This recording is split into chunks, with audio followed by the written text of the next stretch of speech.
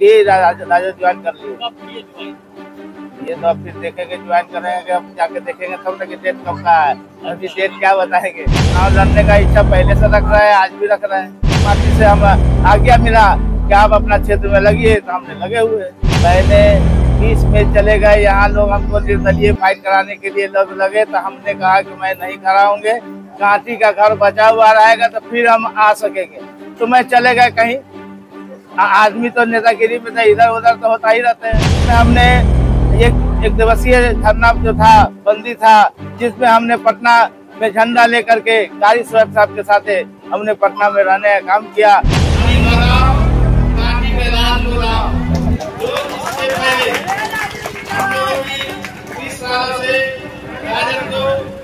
को देखते हुए, चलते हुए, काम करते हुए हम लोगों ने आनंद निभाने का काम किया। ये अभी वर्तमान पार्लियामेंट का इलेक्शन था, जिसमें बीजेपी से करके हराने का काम किया।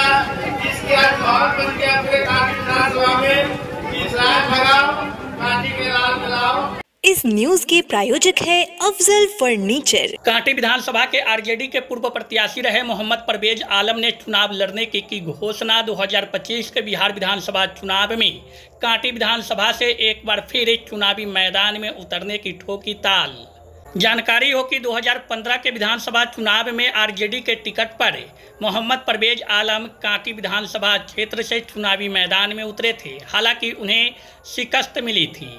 अब फिर 2025 में कांटी विधानसभा क्षेत्र से मोहम्मद परवेज आलम ने एक बार फिर अपनी दावेदारी पेश की है।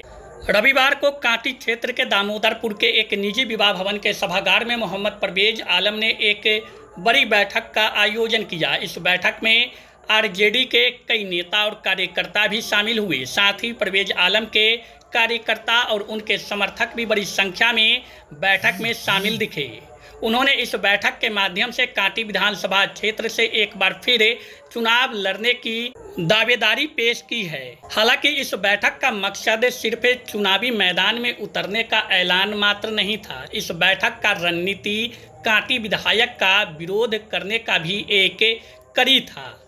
क्योंकि आपको बता दें कि इन दिनों कांटी विधानसभा क्षेत्र में कांटी के आरजेडी विधायक के खिलाफ उनके ही पार्टी के कार्यकर्ता और कई पुराने चेहरों के द्वारा विरोध का स्वर उठाया जा रहा है। यह स्वर मरवन प्रखंड से उठी और अब कांटी तक पहुंच गई है। आज की बैठक जो परवेज आलम के नेतृत्व में किया गया, उसमें बेशक परवेज आलम ने अपनी दावेदारी पेश की है, लेकिन उनका मकसद कांटी के आरजेडी विधायक के खिलाफ विरोध करने का भी था। चूँकि उन्होंने अपने संबोधन में कांटी विधायक पर कई तरह के आरोप मढ़े। कांटी विधायक को परवेज आलम के द्वारा बाहरी बताया गया। हालांकि यह कोई पहला मौका नहीं है जब कांटी विधायक पर बाहरी होने का आरोप लगाया जा रहा है। इससे पहले भी मरवन प्रखंड में आरजेडी के कार्यकर्ता, आरजेडी के कई पुराने चेहरे, यादव समाज के द्वारा कांटी के विधायक को बाहरी बताया गया है, उनका विरोध किया जा रहा है। अब इसकी कड़ी कांटी में जुड़ गई है। कांटी में परवेज आलम जो पूर्व विधानसभा प्रत्याशी रह चुके हैं, उन्होंने इसका नेतृत्व अपने हाथों में संभाला है। लेकिन सवाल यह है कि क्या परवेज आलम पार्टी के प्रति समर्पित रहे हैं। क्योंकि आपको बता दें कि 2015 में विधानसभा चुनाव हारने के बाद परवेज आलम की सक्रियता राजद में पूरी तरह से खत्म सी हो गई थी। उनकी सक्रियता बिल्कुल क्षेत्र में नहीं दिखाई पड़ रही थी। 2020 का चुनाव उन्होंने महुआ विधानसभा क्षेत्र से दूसरे पार्टी के टिकट पर लड़ी। उस वक्त 2020 में आरजेडी के टिकट पर इसराइल मंसूरी जो अभी वर्तमान विधायक है, वो पार्टी के उम्मीदवार थे। लेकिन परवेज आलम उनके साथ, उनके समर्थन में या पार्टी के समर्थन में खड़े नहीं हुए। अब 2025 के विधानसभा चुनाव में परवेज आलम फिर से राजद की राग अल्पा रहे हैं, खुद को प्रत्याशी बता रहे हैं, चुनाव लड़ने की इच्छा जता रहे हैं। लेकिन सवाल यह है कि जब 2020 के चुनाव में परवेज आलम दूसरे पार्टी के टिकट से चुनाव लड़े, उसके बाद क्या उन्होंने राजद की सदस्यता ग्रहण की?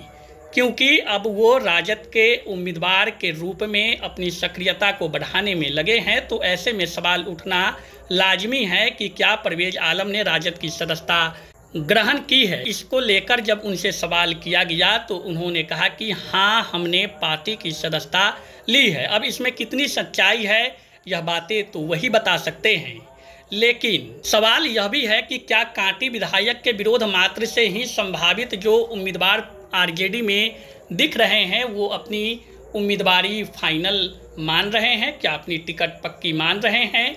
क्या कांटी विधायक के विरोध करने वाले जो आरजेडी के कार्यकर्ता है उनके विरोध से विधायक की टिकट कट सकती है? चूँकि जनता के बीच में इस तरह का कोई माहौल फिलहाल मंसूरी के खिलाफ नहीं दिखाई पड़ रही है। पार्टी के अंदर ही गतिरोध विधायक के खिलाफ अधिक दिखाई दे रही है।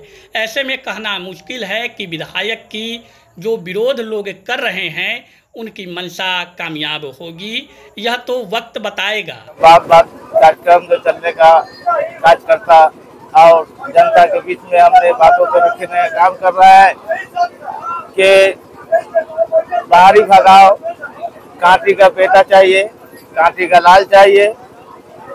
2020 में जब इनको टिकट मिला तो हम लोगों ने विरोध करने का काम नहीं किया। इनको हम लोगों ने राजद से जिता करके भेजने का काम किया। ये अभी जो पार्लियामेंट का इलेक्शन हुआ उस इलेक्शन में इनका यही भूमिका रहा कि जो बीजेपी से मिल करके और इनको मुन्ना शुक्ला जी को हराने का काम किया, जिसके लेकर हम लोग चाह रहे हैं, सारे कांटी का जनता चाह रही है, सारे कार्यकर्ता चाह रहे हैं कि मैं इनको नहीं चाहूँगा, बाहरी को भगाना है।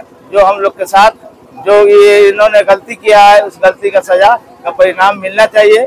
इसलिए हम लोग को कांटी में कांटी का लाल ही चाहिए। दूसरी बात है कि जो रोड बन चुका है उसका टेंडर निकल रहा है, जहाँ रोड टूटा हुआ है उसका नहीं निकल रहा है। जो आप लोग को अभी मैंने फोटो खिंचवाने के लिए भेजा हूँ, फोटो आ रहा है, जो हनुमान मंदिर से लेकर के सिराज के घर तक मैंने मुखिया पति हूँ।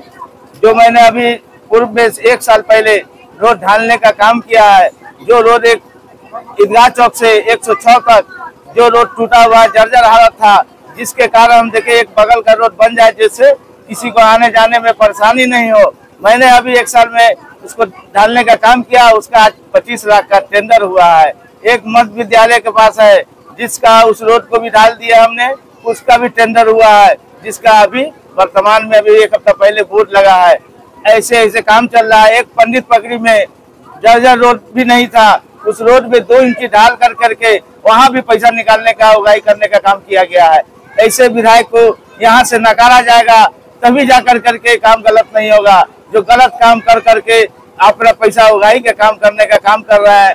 अभी भगवानपुर में एक दलित का जिसका वो जमीन कब्जा कर करके ये अपना घर बना लिए है, जो गुजरात में रहते हैं वो दलित।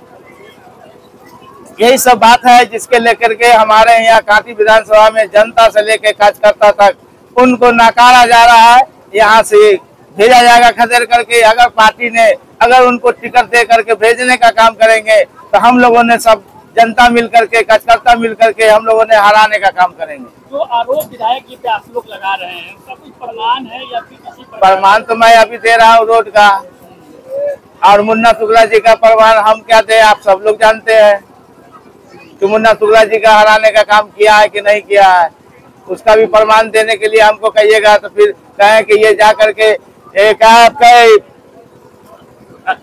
तो ये बीजेपी के आदमी के नजदीक जा करके बैठ करके मीटिंग करते थे, ये हम लोग नहीं जानते हैं।